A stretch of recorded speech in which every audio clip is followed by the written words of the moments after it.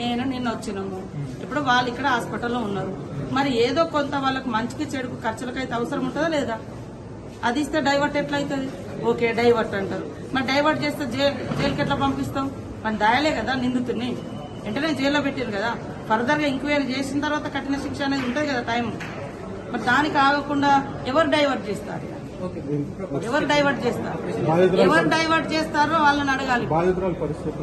బాధితురాలు ఆమె సర్జరీ జరుగుతుంది, ఏది ఫేస్ ఏదైతే ఉందో సర్జరీ జరుగుతుంది కాబట్టి ఇప్పుడు మేము కూడా పరామర్శించలేకపోతున్నాం. నేను వచ్చినా పరామర్శించినాం, ఏం జరిగిందో మొత్తం కొంత ఆమె చెప్తుంటే మాకు కూడా ఆ లాంగ్వేజ్ అర్థం కాకుండా వాళ్ళ కొడుకు ద్వారానే మేము తెలుగులో మళ్ళా ట్రాన్స్లేషన్ చేసుకొని విన్నాం. కానీ ఇక్కడ డైవర్ట్ చేయాల్సిన అవసరం ఎవరికి లేదు. ఖచ్చితంగా దోషులు ఎంతటి వారైనా శిక్షించడం మా బాధ్యత.